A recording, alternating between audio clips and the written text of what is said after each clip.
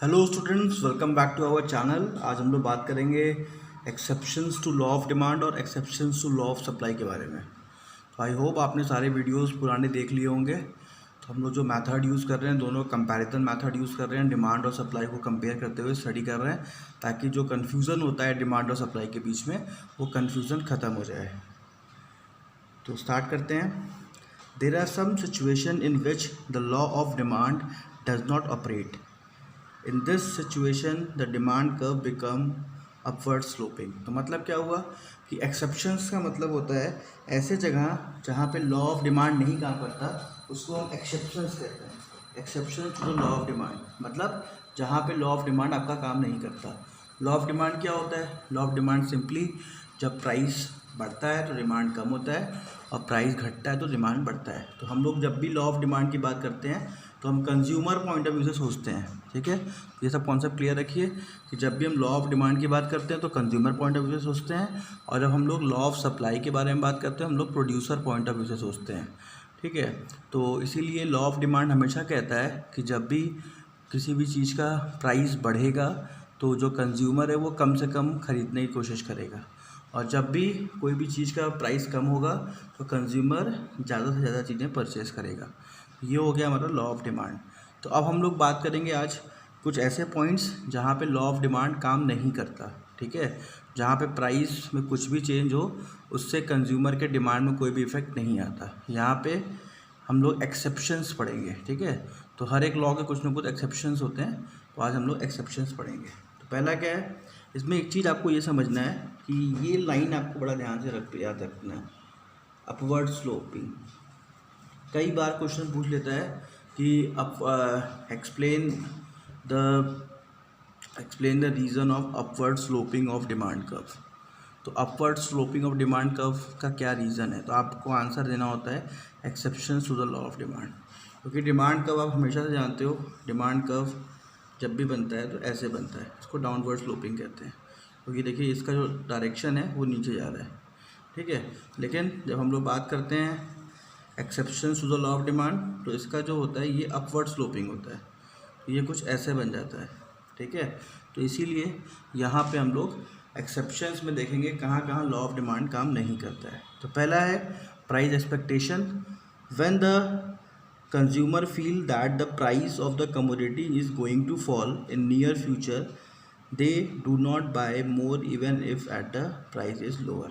तो इनका कहना क्या है कि जब कंज्यूमर को ऐसा महसूस होता है कि जो हम सामान खरीदने जा रहे हैं वो फ्यूचर में और कम होने वाला है, उसका प्राइस और कम होने वाला है, तो कंज्यूमर उस पर्टिकुलर गुड्स को ज़्यादा नहीं परचेस करता। वो कहता है छोड़ो, क्या करेंगे परचेस करके, अभी खाली काम भर का ले लेते हैं, फिर बाद में जब और कम होगा तो उसको ख़रीद लेंगे। तो ये एक नॉर्मल चीज़ है, सिंपल सी बात है कि अगर आप मार्केट में जा रहे हो, एग्जाम्पल ले लेते हैं कि आप कुछ फ्रूट्स लेने जा रहे हैं। ठीक है, फ्रूट्स आप लेने जा रहे हो, आपको 10 दिन का स्टॉक लेने जाना है।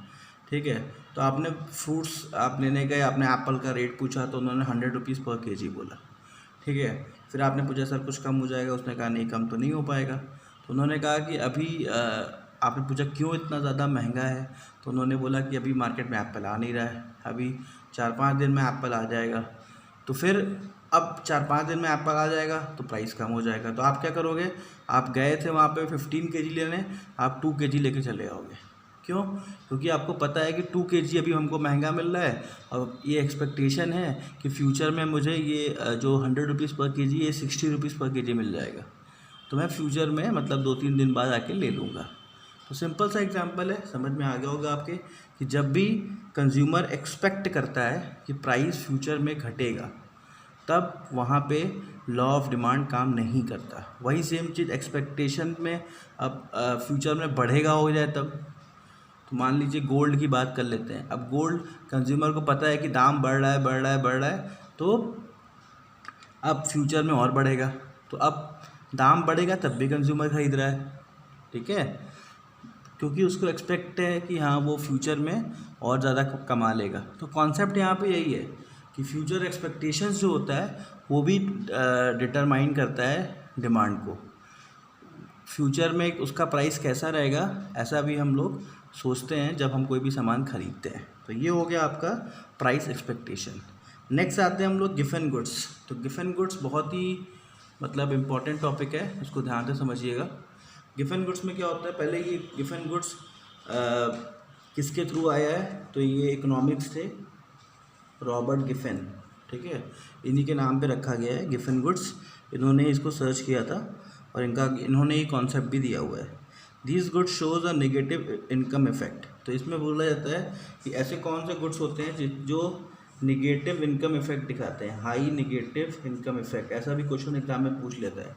तो हाई निगेटिव इनकम इफेक्ट का मतलब क्या होता है कि आपकी इनकम बढ़ रही है, आपकी इनकम बढ़ रही है, लेकिन आप गुड्स का डिमांड नहीं कर रहे हो। तो ऐसा हो सकता है कभी कभी, सोचिए कि आपकी इनकम बढ़ेगी तो आप तो गुड्स ज़्यादा डिमांड करोगे, ठीक है।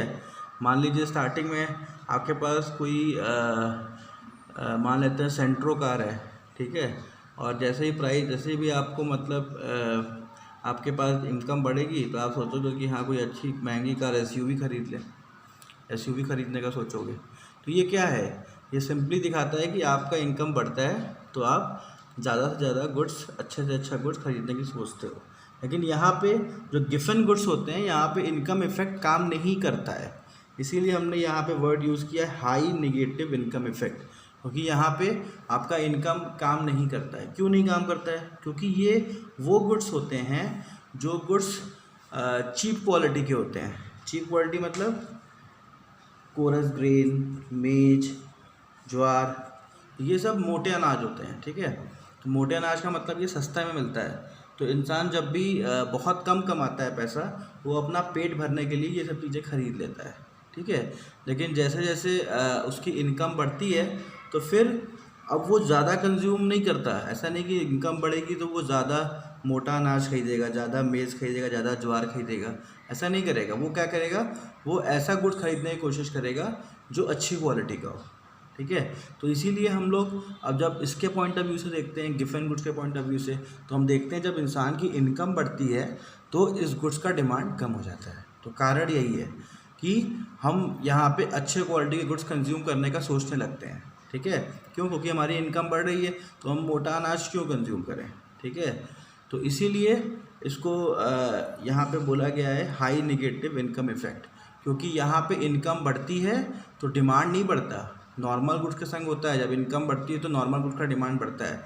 लेकिन जब हम गिफन गुड्स की बात करते हैं तो यहाँ पे जब आपकी इनकम बढ़ती है तो उसका डिमांड कम हो जाता है। क्यों कम हो जाता है, क्योंकि आप बेस्ट क्वालिटी गुड्स की तरफ आप फोकस चले जाता है आपका, कि चलो अच्छी क्वालिटी के गुड्स यूज़ करेंगे।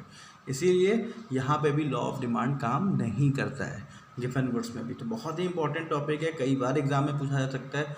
और ऐसे ही सेम सिमिलर इन्फीरियर गुड्स भी है, ठीक है, इसको इन्फीरियर गुड्स भी बोलते हैं। कहीं कहीं आप देखोगे तो आप गिफन गुड्स, इन्फीरियर गुड्स को सिमिलर मान सकते हैं। अब आते हैं नीचे, नेक्स्ट कॉन्सिपियस कंजप्शन और वेबलन गुड्स।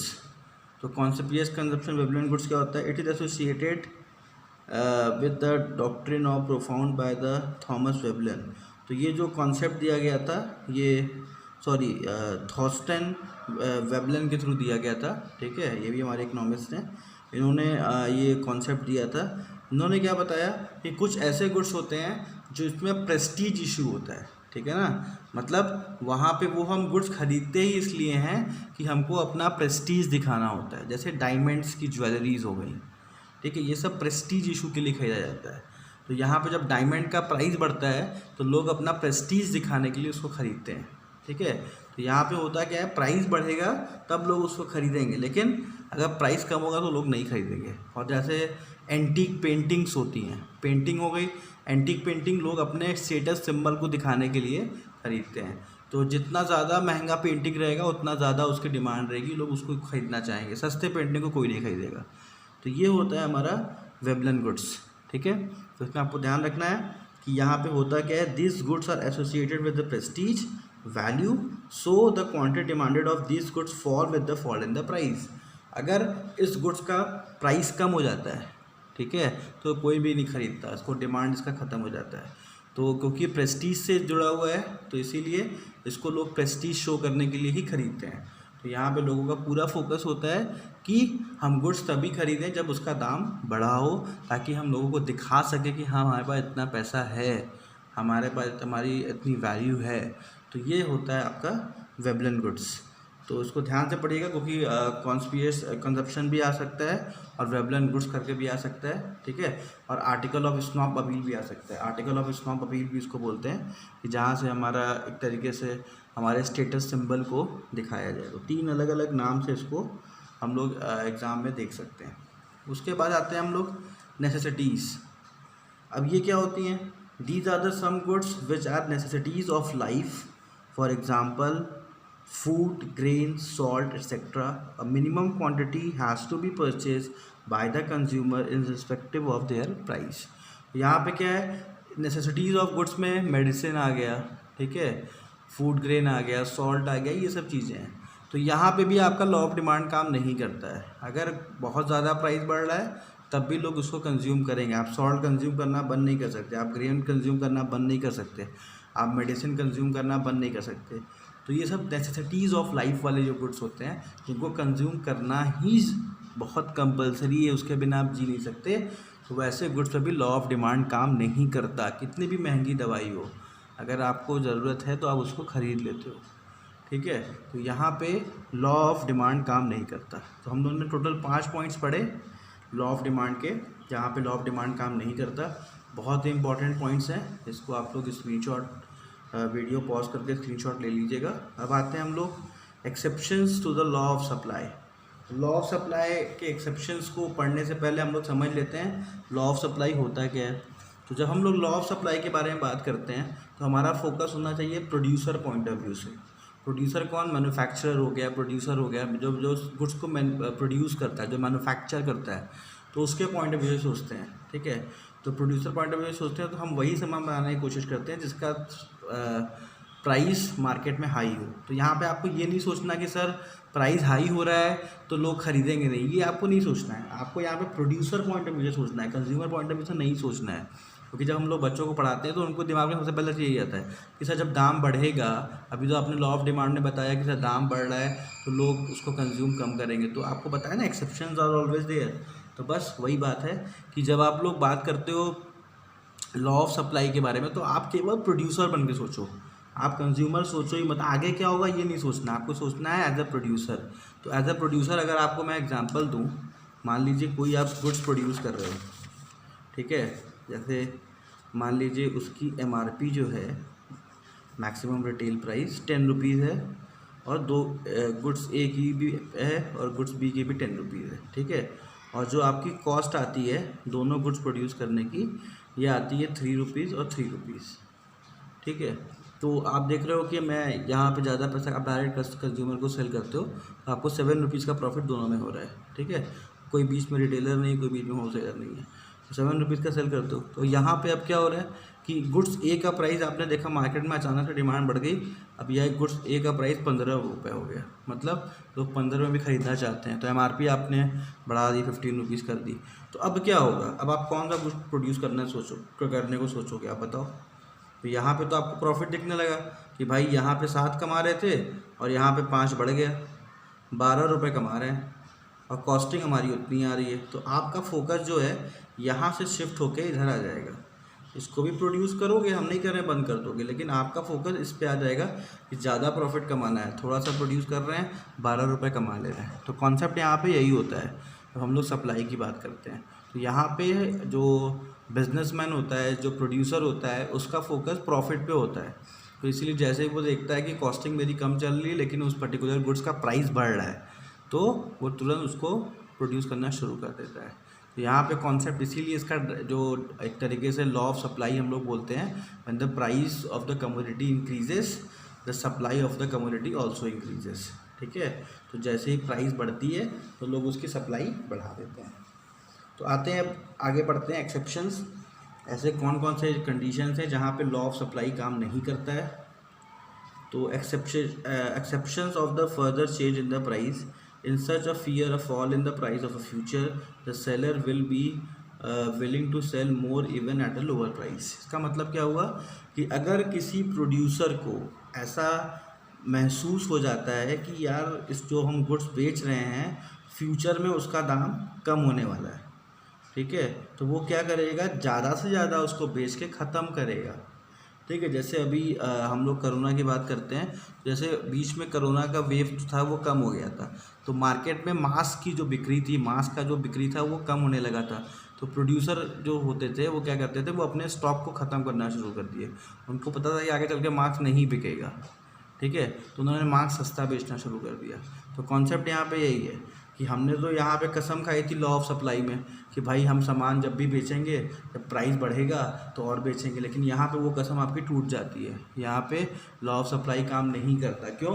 क्योंकि आपको पता है फ्यूचर में प्राइस और कम होने वाला है, हो सकता है जितने का आपको पड़ा है उससे भी कम आपको मिले। तो आप यहाँ पे आप प्रॉफिट का वेट नहीं करते हो, आप बेच के निकल जाना चाहते हो, ठीक है। तो ये एक बिजनेसमैन के पॉइंट ऑफ व्यू से अगर आप सोचेंगे तब आपको ज़्यादा समझ में आएगा। रटिए मत, उसको बिजनेसमैन के पॉइंट ऑफ व्यू से सोचिए।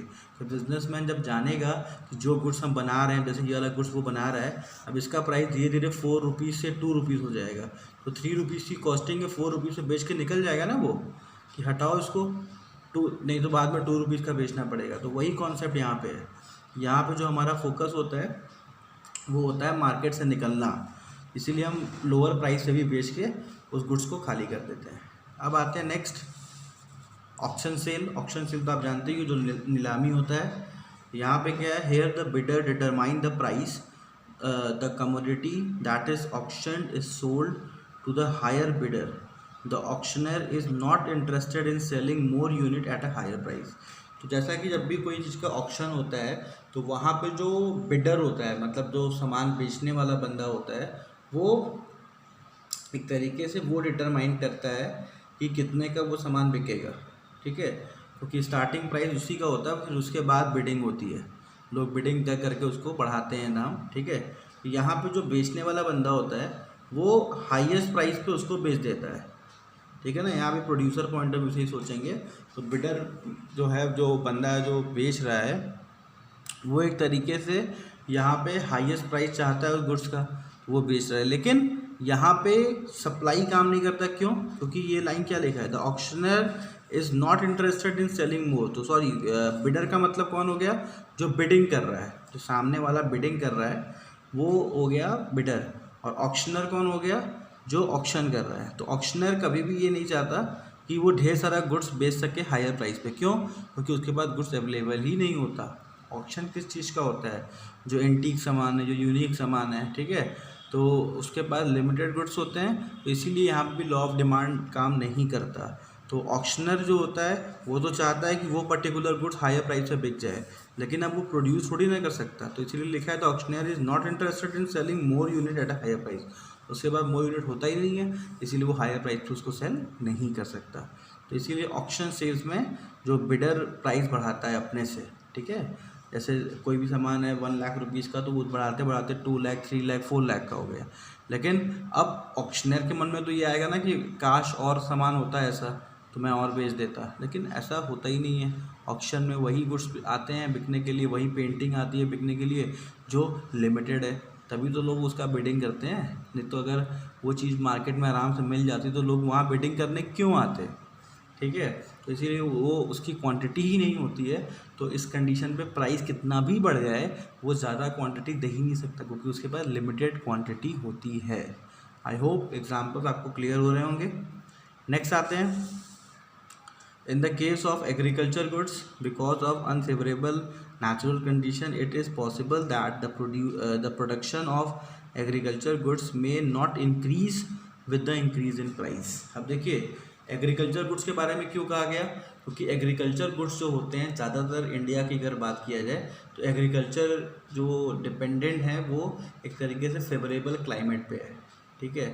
और मान लीजिए ऐसा कोई केस होता है कि अनफेवरेबल क्लाइमेट हो जाता है, ठीक है, जैसे बारिश नहीं हुई, ठीक है, टाइम पे बारिश नहीं हुई, और इस ऐसे टाइम पे बारिश हुई जिस टाइम पे फसल ख़राब हो गई, ठीक है। कभी कभी आप देखोगे गलत समय में पानी बरस जाता है तो फसल पूरी ख़राब हो जाती है।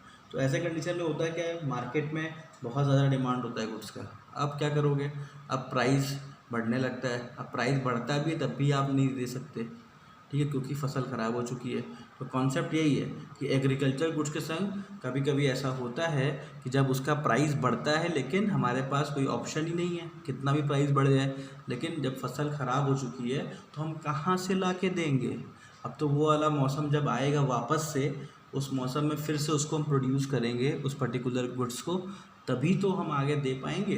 तो वही चीज़ आपको यहाँ पे ध्यान देना है कि जब एग्रीकल्चर गुड्स के बारे में हम लोग बात करते हैं तो एग्रीकल्चर गुड्स भी सीज़न पर डिपेंड करता है, ठीक है। और उस सीज़न में अगर मौसम ख़राब हो गया तो कितना भी प्राइस बढ़ जाए हम तो वो ला के नहीं दे सकते। तो ये भी आपका लॉ ऑफ सप्लाई में आ जाता है, यहाँ पे भी लॉ ऑफ सप्लाई काम नहीं करता है। अब आते हैं next, backward countries. In such countries, they do not have sufficient resource for production. A situation may arise where production and supply may not increase even at a higher price. अब देखिए backward countries के बारे में हम लोग example पढ़ रहे हैं, तो कोई पिछड़ा देश है मान लेते हैं, ठीक है। तो ऐसे में अब वहाँ पे लोग सामान खरीदना चाहते हैं क्योंकि उनके पास वो ज़रूरी कोई सामान है वो ख़रीदना चाहते हैं और हायर प्राइस से भी ख़रीदने को तैयार है, लेकिन देश ही वो पिछड़ा है तो उनके पास ऑप्शन ही नहीं है उसको प्रोड्यूस करने का, ठीक है। तो जब तक दूसरी कंट्री नहीं देगी तब तक तो हम उसको वहाँ पे प्रोड्यूस नहीं कर सकते। तो यहाँ पे हमको क्या करना है, हमको सोचना है उस बैकवर्ड कंट्री के बारे में और उस बैकवर्ड कंट्री में जो बिजनेसमैन है उसके बारे में। तो कोई एक बिजनेसमैन अगर उस पर्टिकुलर बैकवर्ड कंट्री में है तो उस कंडीशन पे क्या वो गुड्स प्रोड्यूस कर पाएगा हायर प्राइस पे? तो सिंपल सी बात है नो, क्योंकि उसके पास रिसोर्स ही नहीं है, वहाँ पे रॉ मटेरियल्स ही नहीं मिल रहे हैं। कितना भी प्राइस बढ़ जाए कोई मतलब नहीं है, जब उसकी कंट्री में रॉ मटेरियल नहीं है तो वो कहाँ से प्रोड्यूस करेगा। तो यही एग्जांपल है आपका बैकवर्ड कंट्रीज़ का। तो आई होप आपको समझ में आ गया होगा। अगर नहीं समझ में आ रहा है तो एक बार आप फिर से वीडियो 2-3 बार देखेंगे तो हर एक कॉन्सेप्ट क्लियर हो जाएंगे। और अगर आपको फिर भी कोई प्रॉब्लम होती है तो आप कमेंट्स बॉक्स में लिख सकते हैं, आपको फिर से मैं एक्सप्लेन कर दूंगा। Thank you student for watching. हमारे चैनल को प्लीज़ सब्सक्राइब करिए और शेयर करिए। Thank you.